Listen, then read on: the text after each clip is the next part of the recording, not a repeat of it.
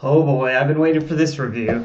So now I'm all ready for it. I'm really excited. I got my freedom fries over here. Got my apple pie. Yeah, got my poster of Clint Eastwood in the back because nothing's more American than Clint Eastwood. Am I right?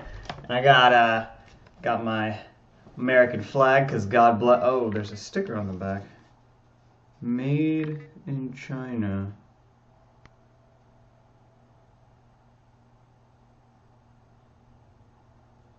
Oops. Captain America the Winter Soldier, or Captain America 2, stars Chris Evans as the title character, Anthony Mackie as the Falcon, Scarlett Johansson as Black Widow, Samuel L. Jackson as Nick Fury, Robert Redford as Alexander Pierce, and a whole host of other cameos and appearances, including the Winter Soldier, who I won't spoil for the 5 people who don't know anything about the Winter Soldier. This movie takes place in our time, whereas in the first movie it took place in like World War II. The Avengers has happened, so he's kind of dealt with that aspect, but it still holds some ramifications. If you haven't seen the Avengers in the first movie, you might want to go watch those to brush up on stuff that's happened, because those do heavily influence this movie. Captain America still, he doesn't know what he's really fighting for and what he's doing, and suddenly around him is this sort of political turmoil, and a lot of forces in the end are trying to conspire against him, and he doesn't know who to really trust, and like sort of he questions his allies, and really it's becomes surprisingly like a Bourne movie, like a Bourne thriller, more than a comic book movie in many ways. Usually when you think of comic book movies, they have the over the top, action, or it's just a medium to facilitate the like grandiose action sequences. But here it's a very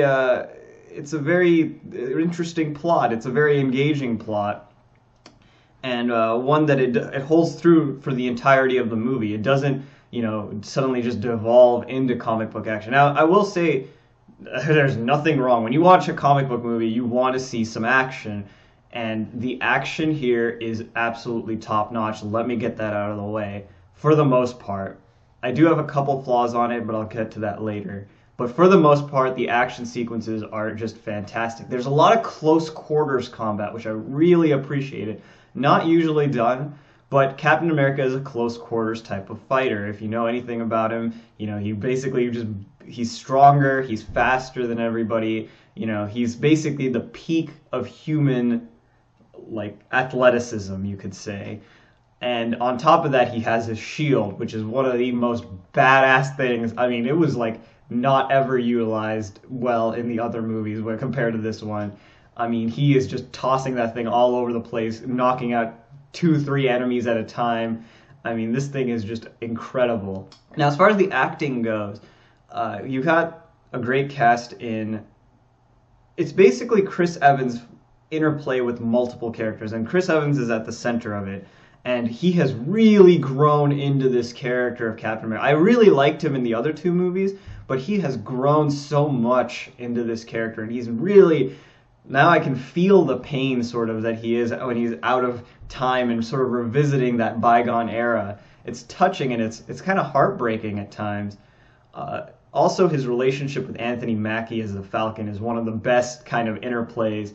Like a developing friendship between the two is very refreshing, like old war buddies and stuff. It's really the only person he can trust, and it's cool to see that. But probably the biggest one, the one that's focused on the most, is the relationship between Black Widow and Captain America. Now, these 2 characters fought together in the Avengers, but they come from different backgrounds. Captain America is a soldier straight through and through, but Natasha Romanoff, the Black Widow, has a very interesting history, has a not so good history, you could say. She's been involved in a lot of bad things, with a kind of a jaded, like a dark past, you could say. And she's kind of a spy, so you don't know if you can really trust her, even after the stuff she did in the Avengers. You don't know anything about her. You don't know.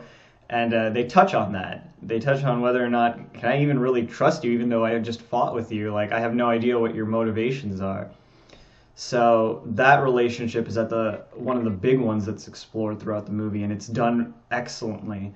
Now, also, the Nick Fury gets a lot more screen time here. In the previous movies, he's kind of like, you know, he's kind of just the guy that's overseeing everything. He's basically invincible. I don't think he ever got like injured or touched or whatever in any of the movies. In this one, he is just vulnerable. He is a, you know, it kind of brings him down to earth, and it questions, you know, who Nick Fury is as a character, and that's really cool to see too. Like, it's kind of, it brings out these character relationships that I didn't see in the previous movies that I can see now, and it's all done so well. Now, Robert Redford just legitimizes every movie that he's in. I mean, really, he's freaking Robert Redford. He's a legend. He's an acting legend. Any other person playing a character like his might be like cliched or cheesy or whatever, but he really gives that like Bourne-esque feel to his character, and it keeps the movie so grounded and relatable while still appealing to comic book fans, because there is a lot of sort of, you know, there's a lot of Easter eggs, there's a lot of fan service, there's a lot of there's still a lot of that comic book action that's just like so unrealistically over the top at times, but it works well for a movie like this. You know, it didn't forget where its roots are, but at the same time it reaches out to a new audience, which I think is so cool.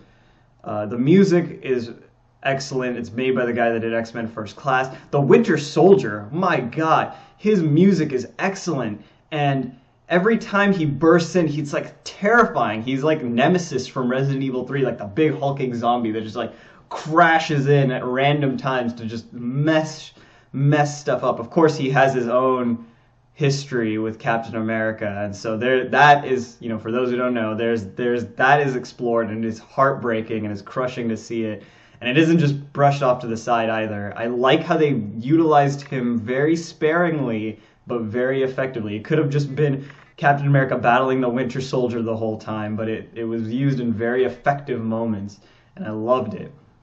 Really, I only had two flaws with this movie. One was, both of them had to do with the action sequences. This movie was directed by the Russo brothers, who's known for doing Community, mostly funny stuff, but obviously their action directing is like top notch here. But just two flaws. One is there is a clash between the sort of comic book action and the more grounded plot at times. Like, there's some really over the top stuff that happens, and it's like the plot is so serious at times. It's harder to suspend your disbelief here than maybe in other comic book movies, because of just the tone of the whole thing.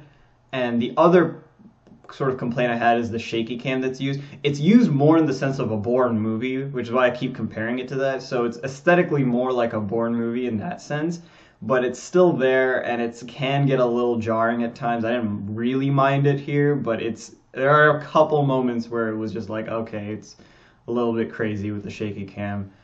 All in all, though, this movie's great, and it's funny too. Like, this subtle humor is very, I mean, the Russo brothers know their stuff. This is not like a completely dead serious movie either. They're beating the crap out of each other and just talking. I mean, these guys are just badasses all around. So it's just so great to see all of them interact with each other. This movie, by the way, unlike the other movies, this has a lot of implications on the Marvel Universe. So, you know, they'll have to answer for a lot of the stuff that happens in the Avengers 2 in this movie. So excited about that. I'm going to give this movie an A. It's top notch. This is the Captain America movie I was waiting for. I mean, as a fan, as a Marvel fan in general, I mean, this was just, oh my God, they knocked it out of the park. It's not as good as the Avengers. I think it's just a hair below the Avengers, just because the Avengers is so ballsy for what it did.